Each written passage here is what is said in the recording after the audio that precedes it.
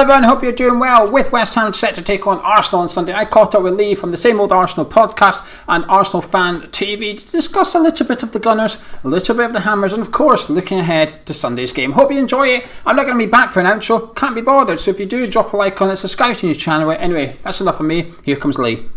Lee, thank you very much for joining us. Let's find out a little bit about what you think Arsenal's getting on, how West Ham are getting on, and of course the game on Sunday. Your season, first of all, what do you make of Arsenal? Well, this season in the league, not been good at all. But I have to say, Europa League is certainly been a lot better for us over the last day or so. You know, being a West Ham fan, you'll be as pleased as I am that them down the road have gone out. And I think we've been a bit inconsistent. But I will say this: the Arsenal teams since Christmas, since we beat Chelsea on Boxing Day, there has been a massive improvement in the team. You know, we was poor before Christmas, really worryingly poor, but we've certainly picked it up now, and still a little bit inconsistent. Still don't know what you're going to get, but I feel a lot more confident going into games now than I did before Christmas. Do you think you win the Europa League? I mean, a tough draw. Slavia Prag's not. It's a tough draw, that one. Do you know what? We've got a chance now. I think like the draw's been very, very favourable to us. We've got still, tough games, but to avoid all the big guns, and they also like the big teams like Ajax, Roma, and Manchester United, for them to be all in one side of the draw has opened it up for us a little bit. Like if I'll be honest, I think that before the draw last time we was full favourites. AC Milan and Tottenham were favoured more than us, but they've fallen at this fence. So it's opened that for us. As you well know, in cup competitions, anything can happen, but you need that little bit of luck of draw, and it opens up for you. And listen, we've got a decent chance now of getting into the final, but we've obviously got to address our issues of inconsistency. If we can do that, who knows? But as far as the draw is concerned, very, very favourable.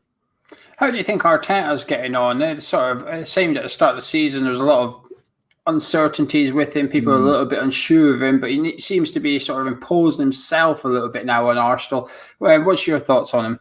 Yeah, listen, I've been on the fence for the whole season. I'm still, not 100% convinced, but like guys like you, West Ham have put him under a little bit of pressure because obviously what David Moyes is doing, so people are looking at that. We know where David Moyes is getting the best out of the West Ham team. And Mikel probably wasn't, and so there was a little bit of frustration there. But there are signs. But then this inconsistency thing, he's got to get that into him and into the team as well. It's no good winning 2 or 3 games and then losing a couple. You've got to get that consistency right.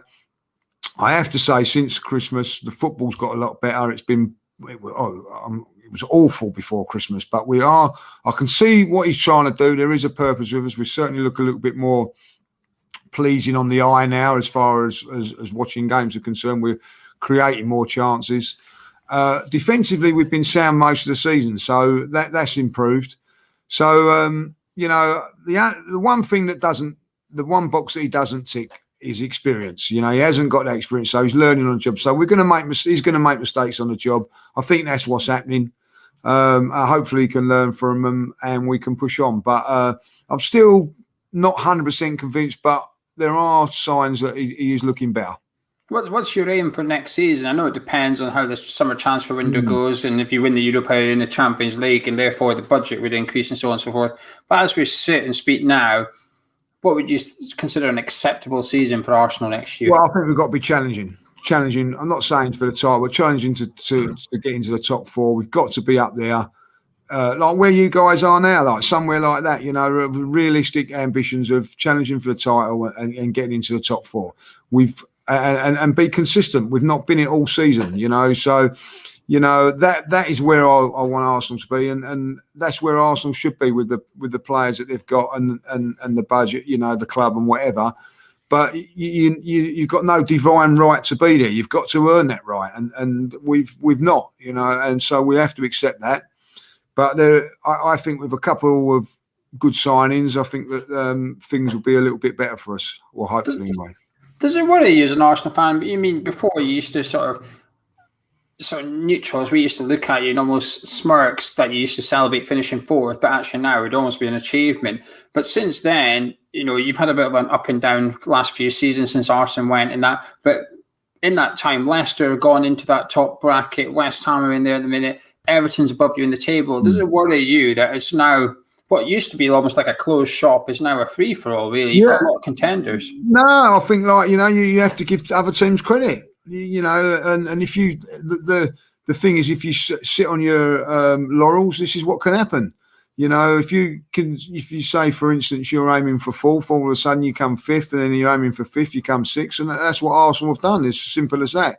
Took their eye off the ball, and other teams have progressing. I think that Everton, with a little bit of investment they've had, Ancelotti as manager, and that proves that they're taking things serious. And all of a sudden, Everton are a difficult team to beat. West Ham have come in to the party this season, and fantastic. They've done a fantastic. Not just because I'm on there with you West Ham guys, but whatever. I know deep down that probably a lot of you guys didn't want David Moyes at the beginning of the season, but he's absolutely turned you guys around and made you a real difficult team to beat.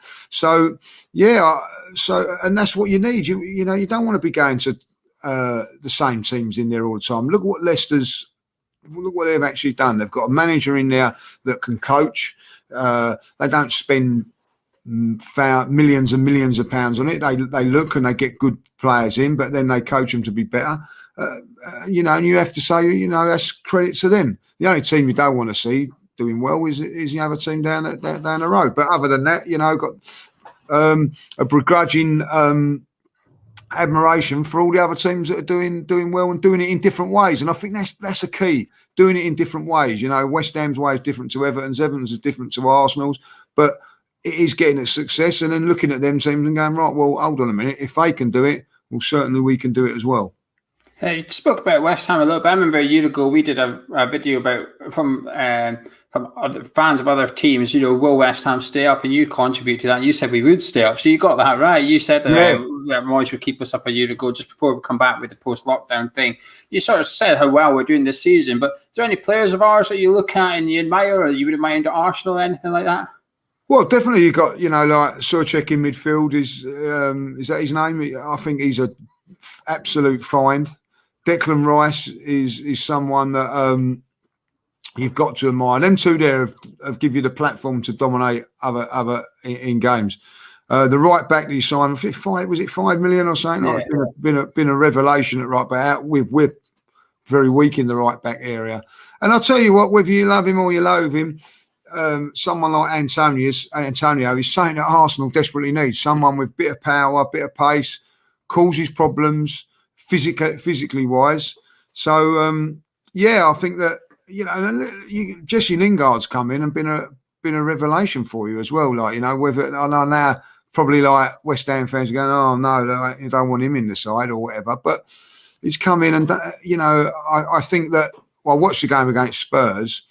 And it was nip and tuck at 1-0, and he took it away from him with a fantastic run and finish. So, you got some good players there. Like I'm not being not disrespectful West Ham here.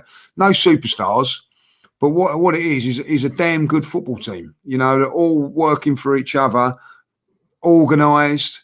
They've got a purpose of what they do. And with Jesse Lingard coming in there, he just put a little bit of sprinkle on there, So it'd be interesting to see where West Ham come at the end of the season, So I was going to ask you that, but before we speak about Sunday's game, before we get on to that, give us a prediction. Will West Ham qualify for European football this season? Yes, I think they will. I think they will. I think that they will continue to do well. I think. And the reason I say that is because I think that they're organised. Then they're an organised team. Then you're always going to be in games. Listen, you didn't play well against Manchester United. I've had a couple of West Ham mates moaning about it or whether it wasn't the greatest problem. Didn't have Lingard playing, but you took them to the wire. Also in the FA Cup. So if you're in games, you're always got a chance. And so listen, if Arsenal can't get there, I've got no problems with West Ham getting there, like, you know. So I think that, listen, I did say last season I felt you had enough players to stay up. I don't think David Moyes gets the credit he deserves. I really don't. You know, would I want him at Arsenal? No, but that's a different thing, because I think that, you know, we look to more an expansive game where West Ham have got to have that. What you've got at West Ham is something you can really, you know, you want to bottle that and keep it going, because I think it's something that West Ham have. West Ham have been a little bit of an easy touch over the last few years. You know what I mean? Like, you never knew what he's going to get with them. If they turn up, they give you a good game. But now, different proposition. Well, how do you feel? How do you feel about Sunday then? You feeling confident? Do you know what? Even though I've said all that, I do feel that I feel like we've got a chance, because I think that it depends what Arsenal team turns up. If it's a team that played against Leicester the other week, then I think that we've got a good chance. And I think that it'd be interesting to see how both teams go. I think it'd be great if West Ham go for it and we go for it, and we have a really entertaining game. It could go either way. If we get a draw, I'd say, you know, that ain't a bad result. You know, I can see either way, any way it could go. You know, West Ham on their day.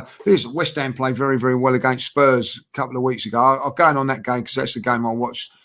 But when Tottenham put it on them, West Ham were a little bit shaky. And to be honest, you know, a little bit of luck really. But thankfully, you got the little bit of luck. That's all that matters. But you know, if that's that sort of performance, then I think we've got a chance, you know. But listen, if we lose it, you know, it's because West Ham are a decent side.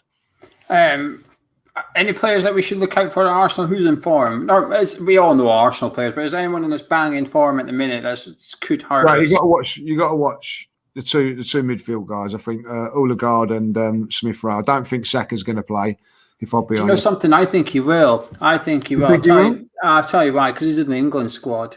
There's no way Southgate would have included him without a conversation about his fitness. So I reckon yeah, good point. It's just a prediction. I'm just thinking there's no way Southgate could bring him into the England fold if he's not fit enough to start for Arsenal this weekend. I think it would be too harsh on Saka and Arsenal. You know what? I didn't think of that. So that could be a case. So they're the three that you've got to look out for.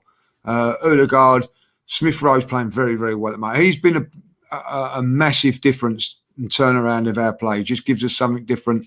And of course, Saka, like, you know, in there, you know, Aubameyang's hit and miss, Lacazette's hit and miss, Pepe's hit and miss. Pepe done really well, I think, against you guys in the particularly second half when at the London Stadium last season. But again, hit and miss. But these youngsters, this is the thing that Arsenal I feel going forward with these youngsters. You know, we've got a future at the club because they're not only good players, they're young as well, and they're going to get better. So they're the ones to watch out for, I would say. Best Tierney down the left as well. Tierney down the left. I was going to say, oi. I'm going to defend one Arsenal player here. That's him, possibly the best left back in the league. I think he's superb. I think getting forward, I think he's unbelievable getting forward for you guys, especially if he's got someone on the left that can cut in and get out his way.